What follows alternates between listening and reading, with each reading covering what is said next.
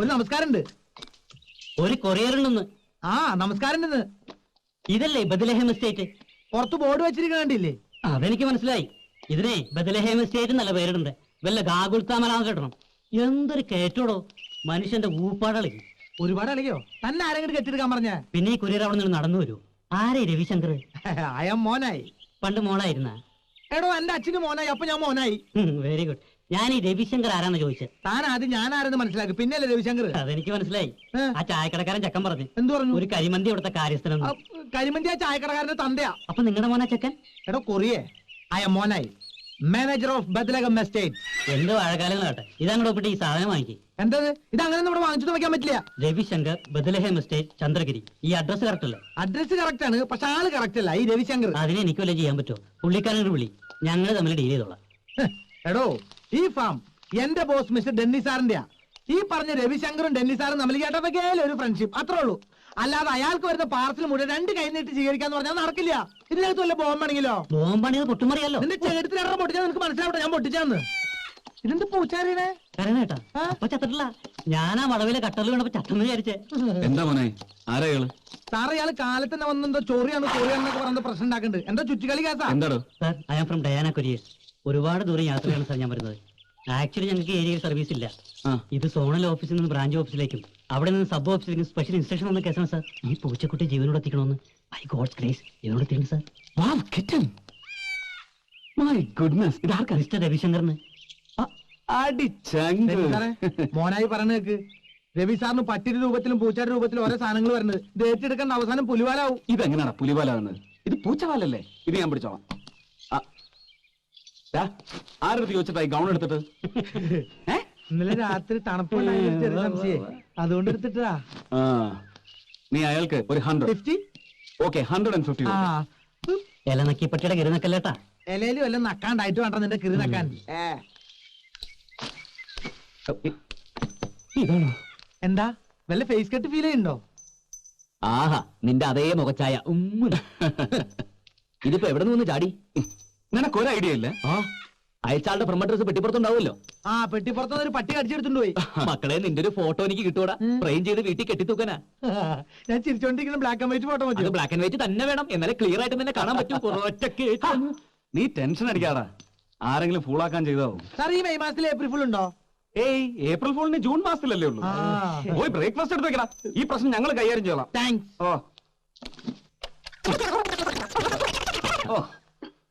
China ഭാഷയാ. പെണ്ണ് ചിലപ്പോ ചൈനക്കാരി ആയിരിക്കോ?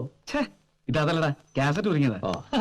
കുരുങ്ങിയ കാര്യം പറഞ്ഞപ്പോൾ എനിക്കൊരു കാര്യം ഓർമ്മ വന്നേ. നമ്മുടെ ഫാമിൽ 500 ലിറ്റർ പാല് പിരിഞ്ഞു. ഞാൻ ഹാപ്പിയായി. ഇതില് കാസറ്റ് കുരുങ്ങി പൊട്ടിയിട്ടുണ്ടെങ്കിൽ പോയി ഒട്ടിച്ചോണ്ട് പോവാ. ഞാൻ പോട്ടെ. ഇതെന്തിനാ? ഈ കോപ്പ് നീയല്ലേ വാങ്ങിക്കൊണ്ടുവന്നത്? അതിനാ. അടിക്കാനുള്ള 2 സൈഡ് അടിച്ചുല്ലോ അല്ലേ? ഇത് ശരിയാക്കാൻ പറ്റുമെന്ന് ഞാൻ. എടാ, നൂറ്റാണ്ടുകൾക്ക് മുമ്പ് ശിലായുഗത്തിലെ പ്രാകൃതരായിട്ടുള്ള മനുഷ്യർ മറ്റ് ഗതാഗത സൗകര്യങ്ങളൊന്നും ഇല്ലാതിരുന്നുകൊണ്ട് ഇത്തരം ജീവികളുടെ പുറത്ത് കയറി യാത്ര ചെയ്തിരുന്നു. ശരിയാണ്. ഈ 20-ാം നൂറ്റാണ്ടിൽ എന്തെല്ലാം കണ്ടുപിടുത്തങ്ങൾ! മോട്ടോർ വാഹനങ്ങൾ, എയറോപ്ലെയിൻ, റോക്കറ്റ്, എന്തിന് ഇന്ത്യ പൊക്രാനിലെ ന്യൂക്ലിയർ ബോംബ് വരെ പൊട്ടിച്ചില്ലടാ. എന്നിട്ടും ഈ കോവറുകൾ ഇതിനെ പുറത്ത് കയറി കൊച്ചു വെളുപ്പാൻ കാലത്ത് അതിനിട്ട് ഇങ്ങനെ തേരാപാര ഓടിക്കുന്നത് ഇതൊരു മാതിരി പ്രിമിറ്റീവ് ഏർപ്പാടാ. എടാ, എക്സസൈസിന് വേറെ എന്തെല്ലാം വഴികളുണ്ട്. അല്ലേലും നിനക്ക് ഇതിന്റെ ആവശ്യമില്ലല്ലോടാ. രാവിലെ അണ്ണാക്കിലോട്ട് 2 കുടം വെളിച്ചെണ്ണ ഒഴിച്ച് ആ നാക്കിന് ചില്ലറ വ്യായാമം കൊടുക്കുക. അതിന്റെ ഒരു ഫ്ലെക്സിബിലിറ്റി കൊണ്ടാണല്ലോ നീ ജീവിച്ചു പോകുന്നത്. ഡെന്നീസ് നാക്കിന് തള്ളി പറയരുത്. മാർക്ക് ആന്റണി എന്ന് കേട്ടിട്ടുണ്ടോ നീ? ഒരൊറ്റ പ്രസംഗം കൊണ്ടാ അങ്ങനെ റോമാക്കാരെ മുഴുവൻ തിരിച്ചുവിട്ടത്. അത് മാർക്ക് ആന്റണി, ഇത് വെറും നാക്ക് ആന്റണി. എടാ, എന്റെ റാംബോ നിന്നെ പോലൊരു മടിയനായി പോവല്ലോടാ.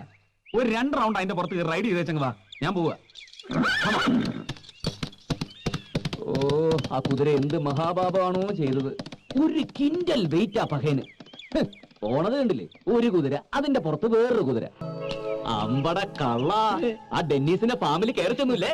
ആ കുട്ടാ, അതുകൊണ്ടല്ലേ ഇതിന്റെയൊക്കെ ശരിക്കുള്ള ഓണേഴ്സ് ആരാന്ന് മനസ്സിലായത്. ആ കണ്ടത് ഡെന്നീസിന്റേത്, ഇത് കുട്ടന്റേത്.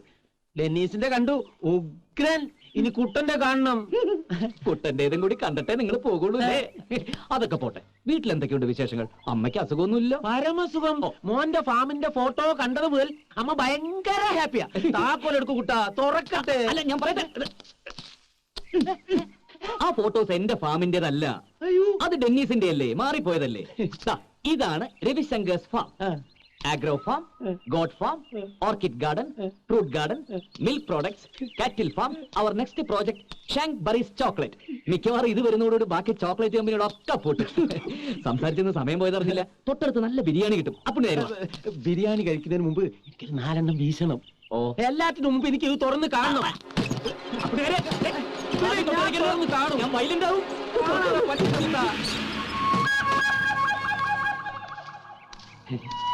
ആഹാ ബ്യൂട്ടിഫുൾ.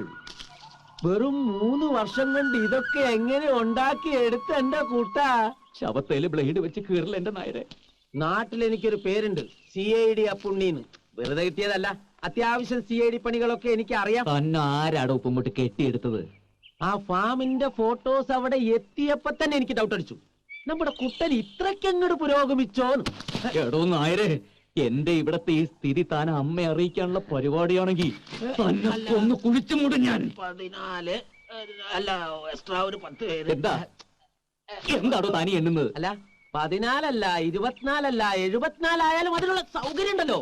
അങ്ങനെ പരന്ന് കിടക്കല്ലേ, വെക്കാനും വിളമ്പാനും വിളിക്കിറങ്ങാനും. ആഹാ, മുത്തശ്ശൻ കേണലായിരുന്നുകൊണ്ടേ ഇവിടെ ഒരു ടെന്റ് അടിക്കാനും കുഴിക്കക്കൂസ് കുത്താനും ഒക്കെ നല്ല പരിചയം കാണും. താൻ എന്ത് തേങ്ങാ കൊലയാടോ ഈ പറഞ്ഞോണ്ട് വരുന്നത്? വരുന്നു ആര്? ചെറുമകന്റെ കൂടെ ഒഴിവുകാലം ചെലവഴിക്കാൻ മുത്തച്ഛനും മുത്തശ്ശിയും പേരക്കുട്ടികളും ചിലപ്പം അവരുടെ തന്തമാരും തള്ളമാരും എല്ലാവരും വരുന്നു. ഓക്കേ.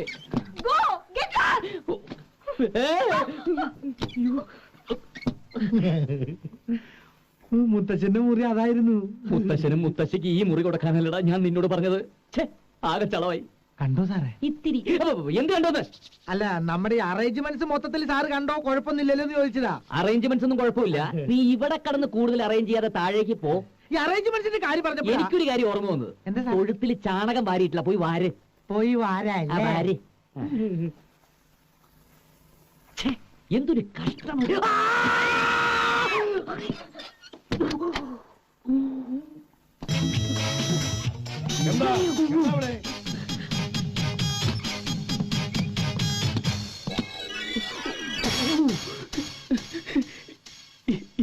പൂച്ചക്കുട്ടി ഔട്ട് ഹൗസ്. അങ്ങോട്ട് താമസം മാറ്റിക്കോണം രണ്ടുപേരും.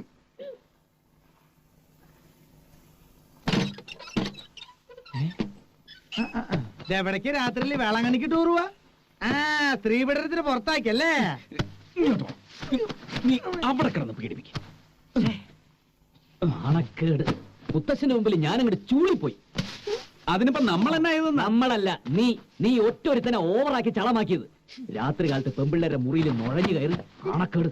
എടാ, ഒരറ്റംപ്റ്റ് ചീറ്റ് എന്ന് വിചാരിച്ച് നീ ഇങ്ങനെ നിരാശപ്പെടാതെ. നിരാശയല്ലടാ, നിന്നെ പോലത്തെ ഒരു മരമണ്ടന്റെ കൂടെ ഇങ്ങനെ ഒരു മണ്ടത്തരത്തിന് ഇറങ്ങി തിരിച്ചല്ലോ എന്ന് ഓർത്ത് ചെയ്തു പോയത്.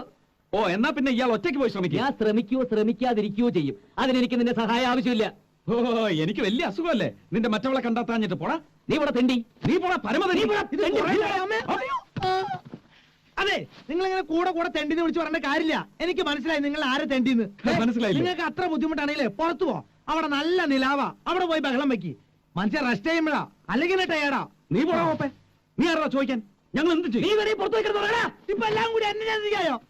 അല്ല, പ്രായപൂർത്തിയായി പെണ്ണുങ്ങളുള്ള സ്ഥലത്ത് പോയി രണ്ടുപേരും കൂടി പോയി എന്താ ഡിഗോൾഫിയേഷൻ ഒപ്പിച്ചു വന്നിരിക്കാ പാഞ്ഞ വിശാമിത്രമാര്. രവി, അടിയിടാ അവനെ. അടിയുടെ കാര്യം പറഞ്ഞപ്പോൾ എനിക്ക് ഞങ്ങൾക്ക് ഇത് ഓർമ്മ അയ്യോ, നല്ലല്ലേ? അയ്യോ, മണി മണി ടെലിഫോൺ മണി അടിക്കണേ. ടെലിഫോൺ മണി നീ അടിക്കണേ. അയ്യോ, ദേ മുത്തച്ഛൻ, മുത്തച്ഛൻ. നമസ്കാരം.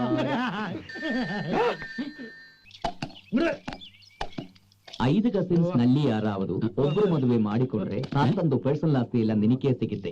5 ಕಸಿನ್ಸ್ ನಲ್ಲಿ ಯಾರಾவது ಒಬ್ಬರು ಮದುವೆ ಮಾಡಿಕೊಂಡ್ರೆ ತಾತಂದು ನಮೋವಾಕಂ താത്തന്തു തത്തന്തു പോയി പോയി പോയി പോയി. നിന്നോട് ഞാൻ പല പ്രാവശ്യം പറഞ്ഞിട്ടില്ല ചോദിക്കാതെ നമസ്കാരം പറയരുത്. എടാ, നിനക്ക് കന്നഡ അറിയാമോ? ഏയ്, ഞാനാ ടൈപ്പല്ല. തമാശകളാ, ഇത് സംഗതി സീരിയസാ. നീ കന്നഡത്തിൽ എന്തോ ഒരു സംഭവം പറഞ്ഞു. അതിന്റെ മലയാളത്തിലുള്ള അർത്ഥം അറിഞ്ഞാൽ അതിനകത്ത് എന്തോ ഒരു ക്ലൂ കിടപ്പുണ്ട്. ഓ, എന്താ സംഭവം? പറ കേക്കട്ടെ. എനിക്ക് കന്നഡ കേട്ടാ മനസ്സിലാവും. 5 ಕಸಿನ್ ನಲ್ಲಿ ಯಾರಾவது ಒಬ್ರು ಮದುವೆ ಮಾಡಿಕೊಂಡ್ರೆ ತಾತಂದು ಪರ್ಸನಲ್ ಆಸ್ತಿ ಎಲ್ಲ ನಿನಗೆ ಸಿಗುತ್ತೆ. ഇത് കന്നഡ? പിന്നല്ലാതെ. എടാ, ഞാൻ കേട്ടിട്ടുള്ള കന്നഡ ഈ ടൈപ്പല്ല. നിനക്ക് അറിയാൻ പാടില്ലെങ്കിൽ അറിയാൻ പാടില്ല എന്ന് പറ. കന്നഡ അറിയാവുന്ന ആരെങ്കിലും ഇവിടെ ഉണ്ടായിരുന്നെങ്കിൽ. എവിടെയുണ്ട് സാർ? എവിടെയുണ്ട്? ഞാനാ മോനായി. അത് കറക്റ്റ്. ഇവൻ കുറച്ചു കാലം പഞ്ചാബിലായിരുന്നല്ലോ. സാറ് കളിയാക്കണ്ട, നിങ്ങൾ കന്നഡ പറ, ഞാൻ അത് മലയാളത്തിൽ പറഞ്ഞുതരാം. എന്നാ പറയടാ. എന്നാ പറ. 5 ಕಸಿನ್ಸ್ ನಲ್ಲಿ ಯಾರಾವುದು ಒಬ್ರು ಮದುವೆ ಮಾಡಿಕೊಂಡ್ರೆ ಸಾತೊಂದು ಪರ್ಸನಲ್ ಆಸ್ತಿಲ್ಲ ನಿನಗೆ ಸಿಗುತ್ತೆ. ഇത്രേ ഉള്ളൂ. ഇത്രേ ഉള്ളൂ. ഇത് വെരി സില്ലി. എന്നാ പറ. എന്നാ പറയട്ടെ. ആ. 5 കസിൻ എന്ന് പറഞ്ഞാൽ 5 കസിൻ. കറക്റ്റ്. നെല്ലി ആരാവതു എന്ന് പറഞ്ഞാൽ ഇതിന് പ്രത്യേകിച്ച് അർത്ഥമില്ല. എന്താ പ്രത്യേകിച്ച് അർത്ഥമില്ലാത്ത അർത്ഥം പറയടാ. അർത്ഥം പറയട്ടെ. ആ. സാറിന്റെ പേരെന്താ? രവിശങ്കർ. രവിശങ്കറിന്റെ കന്നഡയിൽ ഒന്ന് പറഞ്ഞു. രവിശങ്കറിന് കന്നഡ രവിശങ്കർ രവിശങ്കറല്ല. അപ്പൊ ഇതെന്ന് പറഞ്ഞ വലിയ അർത്ഥ വ്യത്യാസങ്ങൾ പറഞ്ഞില്ല. ഇനി ഒബ്രു മധുവേ, ഒബ്രു മധുവിൽ മധു എന്ന് പറഞ്ഞാൽ മധു. ആ മധു ഇല്ല, ഏ? ഇത് മദ്യം. ആ. ഒബ്രു എന്ന് പറഞ്ഞാൽ കർണാടക സ്റ്റേറ്റിൽ മാത്രം കണ്ടുവരുന്ന ഒരു തരം ബ്രാൻഡിയാണ്. Only for sale in Karnataka. മാടിക്കുണ്ട്രി എന്ന് പറഞ്ഞാൽ മാടി വിളിക്കുക. അതില്ല, മേടിച്ചുകൊണ്ട് വരിക. ചുരുക്കത്തിൽ പറഞ്ഞാൽ ഒബ്രു മധു എന്ന് പറഞ്ഞ ബ്രാൻഡി കഴിച്ച് 5 കസിൻസ് താമസിക്കുന്ന ആ പെമ്പിള്ളേരെ മുറി പോയി ബഹളം ഉണ്ടാക്കിയാൽ മുത്തച്ഛൻ 2 പേരുടെ മോന്തയുടെ പേഴ്സണാലിറ്റി മാറ്റുന്ന അടിക്കടാ അവനെ. നല്ലത്, നല്ലത്, നല്ലത്.